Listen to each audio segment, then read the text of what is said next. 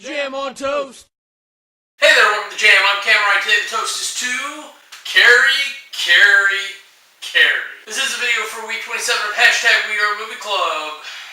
This week's pick was Charlie's. Now you can click here to go to my review for Source Said Nerd Movie Club back in the day on this one. But Charlie never did it, so he wanted to go and venture this movie. Instead of doing a actual review, since I have one with numbers standing, I'm going to try to do a quick comparison between the 1976 version, the 2002 version, and the 2013 version. So, here we go. I think the most significant thing to mention out of the three movies, the 1976 version, the 2002 version, and the 2013 version, is that the 2013 version is based on the 1976 version. They're pretty close. Carrie in 2002, I think it was actually a made-for-TV movie.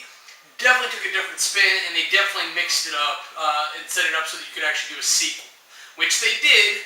I didn't watch that because it wasn't going to line up with the other two movies. With that said, I actually prefer a lot of the plot twists into the 2002 version.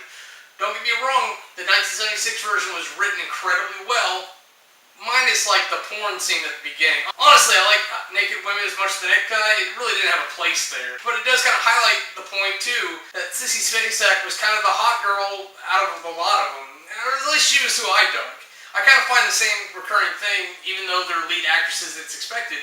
In the 2002 version, Angela Bettis, granted some of the other chicks in the movie were kind of hot, but I have this weird thing for her. It's going to get worse when I tell you it's from when I saw her in the movie May. Take a moment. Let's move on. And then 2013, I don't care if you think that like I'm a creepy guy. Chloe Moretz is a beautiful girl and she's talented, and more to the point, she set a bar for young actresses, women, doing action roles. Unbelievable. She deserves a round of applause just for that.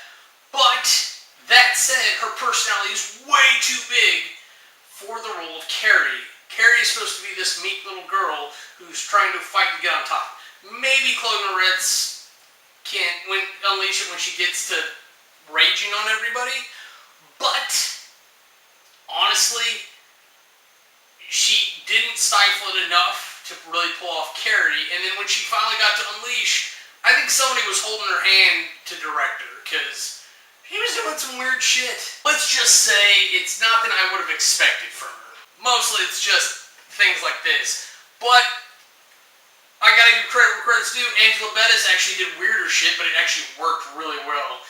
I don't know if you ever watched any of her movies, but she can really do this thing with her eyes really well. In fact, in May, she actually was supposed to be derp-eyed in one eye. And she spends half the movie kind of like this. And I don't even know if I'm doing it, but like one eye pointed this way, one eye pointed that way. A little unsettling, but when she starts doing that in Carrie, again, probably a little bit of bad direction, but it's a lot stronger than the 2013 stuff. I don't think 2002 had the budget that even the 1976 one had, because 1976 was going on a shoestring of technical wonderment.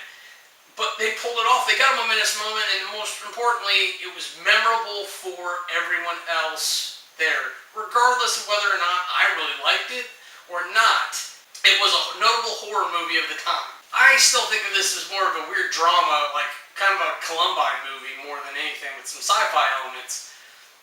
I don't really find this scary, but that's me. I'm desensitized to shit, because I look at the situation, I laugh at bad strategies during horror movies usually. But, again, this is not that sort of movie in general. All three movies really kind of line up well. They tell basically the same story, but the middle one gives us that bit where she actually is legitimately alive.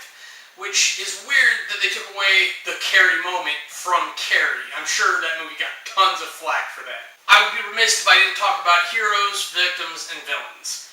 In any story, you can identify heroes, victims, and villains, and you're not necessarily required to have any three of those. I think Carrie is actually a movie mostly of victims and villains. For whatever reason, Carrie is our protagonist, there's no question there, but whether she's a hero, a victim, or a villain, well, she's definitely a victim. You would say she's a villain because she hurt all those people in all three stories, though the second version does have a kind of twist to it where she doesn't remember any of it happening. Even in the first version, she was pretty much in shock during the whole time, and I'm pretty sure the third matches the first. What is notably different about the villains, the legit antagonists, mostly Chris and Billy Nolan. In the first and third versions, Chris is an evil bitch, and she goes after Carrie hardcore because she's spoiled and she's used to getting whatever she wants no matter the cost. And really brings it with getting some boys to kill a pig for her and pouring pig's blood on Carrie. In the 2002 version, Chris is super apprehensive the whole time. She talks big in front of her girls and in front of the teacher, and she gets six daddy on the principal. But when it comes to actually doing something herself or whatever, she's very meek about it. And she's like, no, I don't want to. We don't have to do this. What are you doing, Billy? Whereas in the first and third version, she's the one that tries to run Carrie down with the car or the truck. No, the truck was the second one because that was a cool scene. There's just that wonderful scene where they're trying to run her down with the truck and she basically does like an ultimate push and just obliterates that friggin' car. It's fantastic. I would say it's definitely worth your time to go and watch any of these movies, or all three, and do your own comparisons and see what you think. If you really kind of like this sort of thing, the Carrie movie I would suggest to you more than anything isn't a Carrie movie. It's Chronicle. So good, I feel like I want to go watch it right now. Once again, this was a video for #WeAreMovieClub.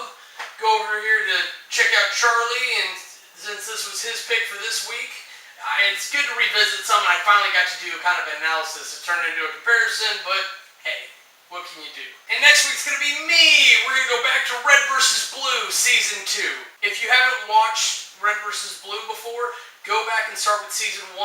You still got time to catch up. You can click here, go over to their YouTube channel, or you can go over to their website, roosterteeth.com, and watch it there. It is better if you watch it as a whole format, but I think the individual web episodes are available over on their channel. So, watch it, get caught up with Season 2. Season 2 is notably one of the worst seasons, but that only means we're going to have more fun afterwards. Can't wait. Sure, check out all these links and stuff on my face. I'm Cameron. If you don't like me, bite me. If you want to see anything else we're up to, go ahead and click the annotations, and they'll take you to our other channels.